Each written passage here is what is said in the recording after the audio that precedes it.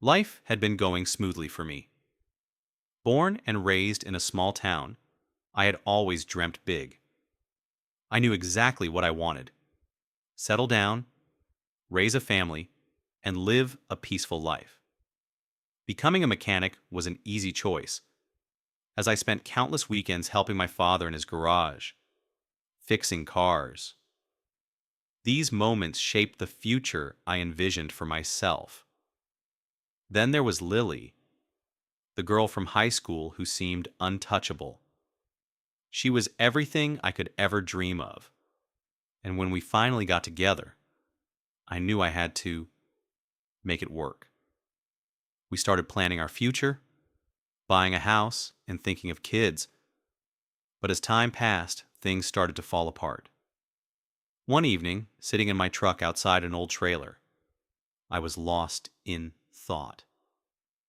The place seemed so familiar, yet so distant now. The driveway was empty where my car used to be, and the mailbox still had my name on it. But Lily wasn't here. She was probably at work, and as I thought of her, a wave of anger hit me. I was about to drive off, but then I noticed a swing set in the yard. Layla, our daughter, would be 4 now. I hadn't seen her in years. The memories hit me hard. 2 years ago, everything changed. I still remember that day in July when Lily and I fought. It had been about a party she wanted to go to, and I refused. That argument was the breaking point of our relationship. I hadn't been back since, even though we'd been saving for a house in a fancy neighborhood. Life had seemed so perfect back then. Lily and I had big dreams together. I remember those early days vividly. We were young and in love, both working hard to build a future. I worked as a mechanic, the youngest one at the Ford dealership, and Lily had her job as a receptionist at a construction company. We were making good money, saving every paycheck, dreaming of the life we'd have. She was popular, beautiful, and well-liked. A cheerleader in high school, always surrounded by attention. But I didn't care about any of that. I was just happy to be with her. Our first meeting was a twist of fate. I had been working at the dealership when Lily came in with her father, Mr. Montgomery, to buy her first car. She was stunning, and I couldn't resist striking up a conversation. She mistook me for a salesman, and for a moment I thought I had lost my chance. But when we spoke more, I saw the spark in her eyes. She ended up buying a car, but I asked her out anyway, and to my surprise, she said yes. Our relationship grew quickly. We spent the summer together, and soon after, Lily moved into her own apartment. I wanted to make it official, but Lily wasn't quite ready. She dated other guys, but I stuck around, hoping she would choose me. I finally bought a double-wide trailer in a nice neighborhood, hoping to surprise her with a proposal. But when I went to her apartment to ask her, I saw her with another man, John Cunningham, one of her co-workers from the construction site. I watched from my car as they walked to her door, talking and laughing. When they kissed, I couldn't believe it. I stormed over, grabbed John, and punched him in the face. But Lily rushed to his side, comforting him while I stood there, heartbroken. That was when I realized I had been wrong about her all along. After that night, everything changed. I couldn't look at Lily the same way again. My heart was shattered, and I felt completely betrayed. I left without saying anything more, too angry to even speak. I didn't want her to have the ring I had planned to give her, so I threw it at her in a fit of rage. I never intended for things to go that way, but in that moment, it felt like everything was slipping away. I spent the night at my trailer trying to process what I had seen. but my mind was in turmoil. I couldn't believe she had kissed him back, even after everything we'd been through. I had loved her, truly loved her, and yet she had chosen him. I thought about leaving town for good, but I knew I couldn't. I needed answers, but I wasn't sure I could handle the truth. The next day, Lily came to my trailer, apologizing. She tried to explain herself, but all I saw was her standing there with a look of innocence, pretending nothing had happened. But I couldn't trust her anymore. I told her I couldn't take her offer to fix things. I couldn't trust her again. The damage had been done. But, despite everything, I still went ahead with the proposal that night. A part of me wanted to believe that she still cared, but my doubts grew as I placed the ring on her finger. After that, we got married. But something was always off. She got pregnant, and our daughter, Layla, was born. For a while, I thought everything was okay, but deep down, I knew it wasn't. We weren't the same people we used to be. As Layla grew, things began to change again. Lily returned to work, and I worked overtime whenever I could to save for a new house. We had started a family, and the dream of a better life was still alive. But the cracks were starting to show. Lily would go out occasionally with her friends, and while I wasn't thrilled about it, I kept quiet. After all, we were saving for our future. But something about her nights out didn't sit right with me. Then came the night before July 5th. I had worked extra hours all week, and I was exhausted.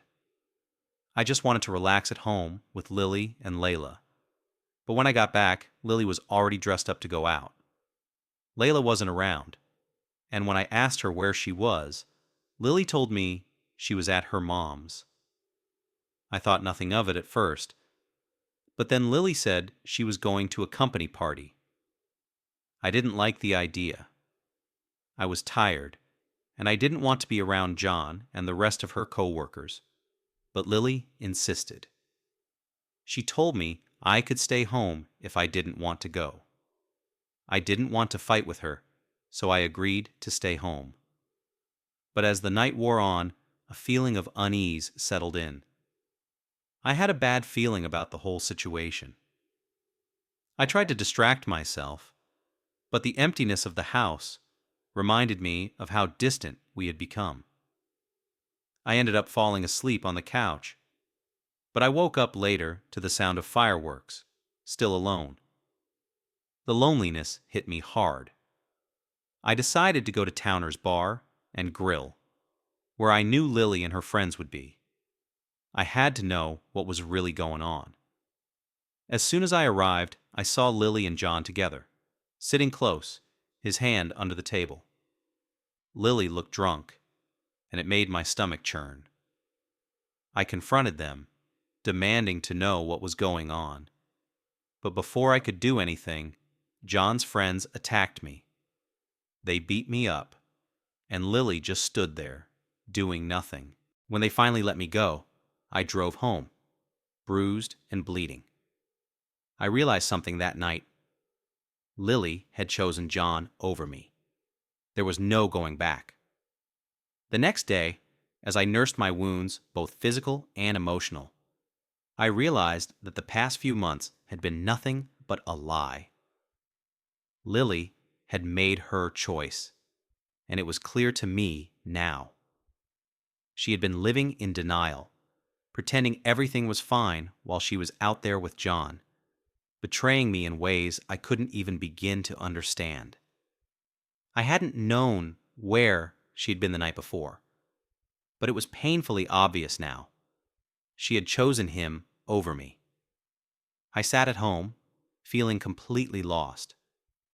I thought about Layla, our daughter, who would be growing up without a father if this went on. But there was no way I could stay with Lily. not after what she had done. I needed space, I needed time, but most of all, I needed to get away from her and from everything that had been destroyed in this town. I thought about my next steps. A divorce seemed inevitable, but that would leave me with nothing. I would be labeled as the man who lost his wife and daughter. It wasn't just about the humiliation, though. It was about what would happen to Layla. Would I even have a chance to see her? The thought of losing my daughter was unbearable, but I knew that staying would only let Lily continue to deceive me. So I made my decision. I wouldn't divorce Lily. I would leave, but I'd make sure that Layla had what she needed. I would send money, ensure she was taken care of, but I would stay out of the mess that Lily and John had created. She could live with him, but Layla would be mine. I packed up and left that day. As much as I hated it, I couldn't stay in a place where everything reminded me of her. I had to get away.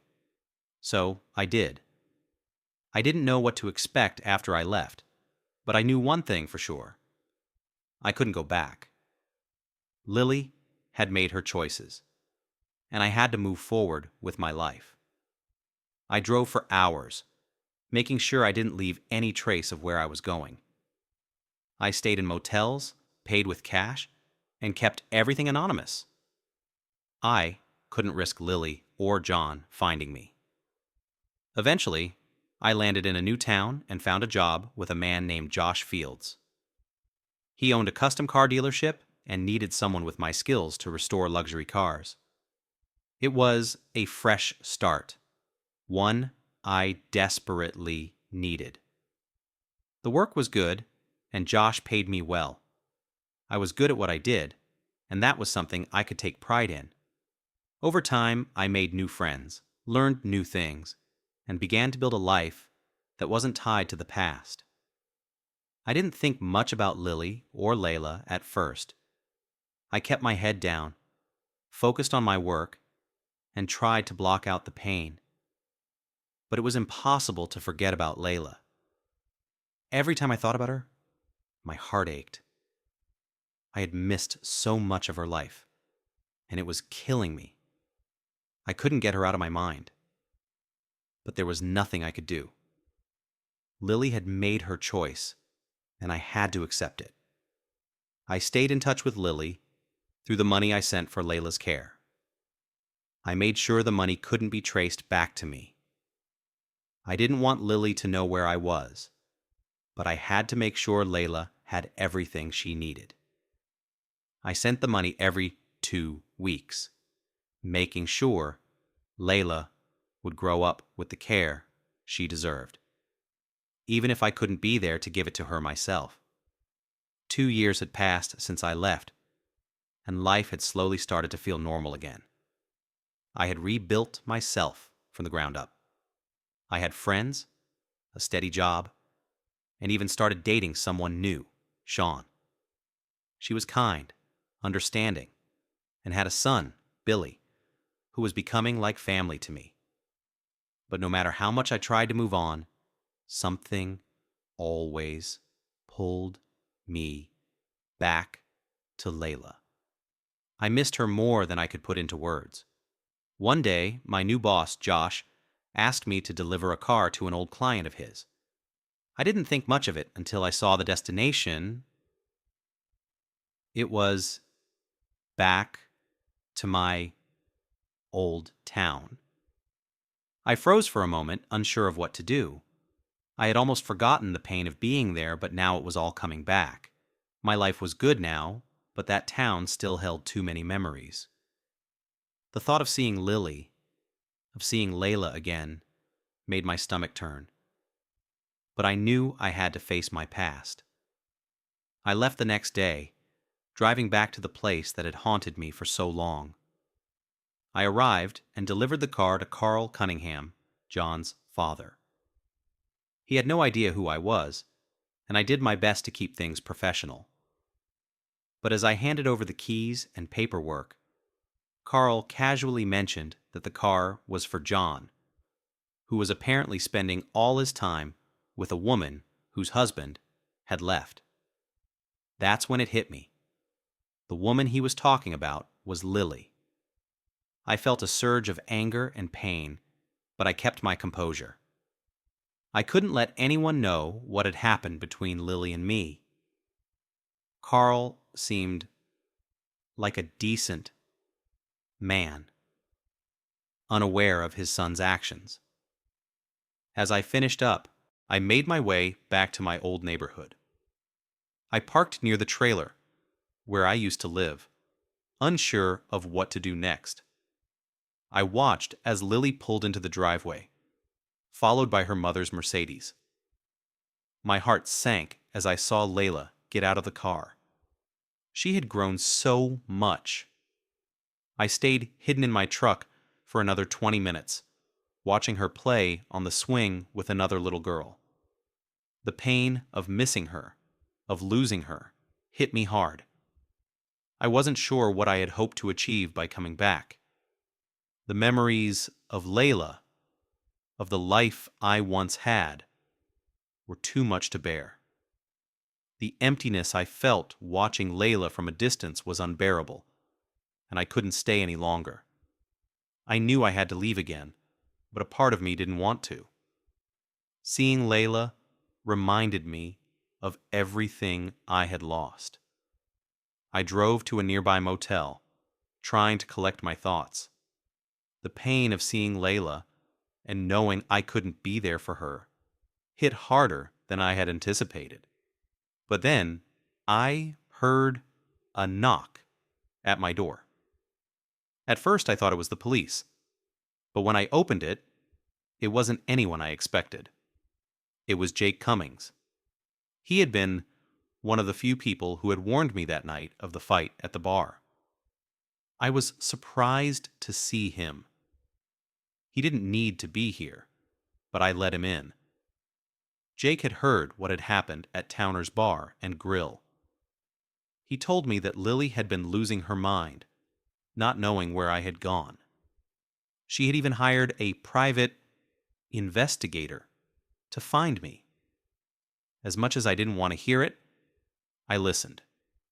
Jake said that Lily was still grieving, and even though she had messed up, she never stopped loving me. He told me she missed me, and that Layla had been asking about me. Jake was right about one thing. Lily had never really explained what had happened that night at the bar. I knew the truth, but it was clear that she had been pretending all along. She had been with John, and she had lied to everyone, including her own family. The way she had turned her back on me, the way she had chosen John over our family, left a scar I couldn't forget. Despite Jake's words, I couldn't bring myself to forgive her. I had tried to let go, but Lily's lies and actions were too much for me to overcome.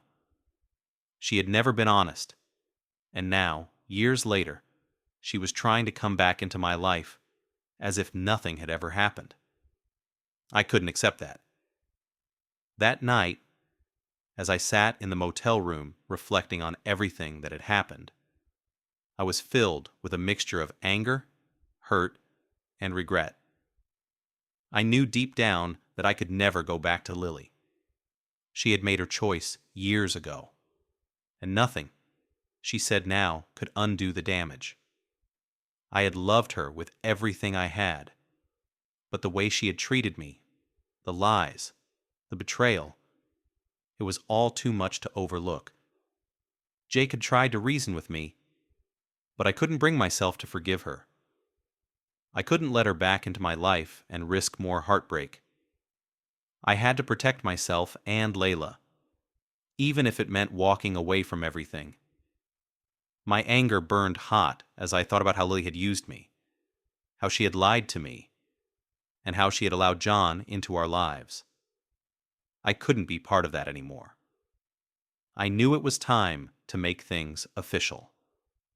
I walked away from my past, from Lily, and from the life we'd built together. As much as it hurt, I knew that leaving was the only way forward. I couldn't go back to that life of deceit and betrayal. The only thing that mattered now was Layla. I didn't care about Lily anymore. She had made her bed, and now she had to lie in it. The next morning, I packed up and left the motel. I decided it was time to file for divorce and put an end to it all. But before I left, I knew I had to do one final thing. I drove by the old trailer one last time, staring at the place where everything had fallen apart. I didn't know if I'd ever see Layla again, but I made a promise to myself that I would fight for her, even if that meant taking Lily to court. As I left town, I felt a sense of closure, but also a deep emptiness. I had lost the family I once dreamed of, and I couldn't change that. But I also knew that the life I had now, with Sean and Billy, was real and built on honesty. I would never go back to the lies. I knew my life was different now. I had changed. I wasn't the man I had been when I left. I had grown stronger, more independent, and I had learned to live without Lily. The pain still lingered, but it wasn't as sharp anymore. I had found a new life, a new purpose. I was finally free from the chains of my past. As I drove away, I realized that no matter how much I loved Layla, I couldn't let Lily drag me back into the same cycle of lies and hurt. I had done everything I could for her, and now it was time to let go. I would make sure Layla was taken care of, but I wouldn't let Lily control me any longer. I had to take control of my own life. I looked forward to the future, a future with people who respected me, who didn't lie or betray me,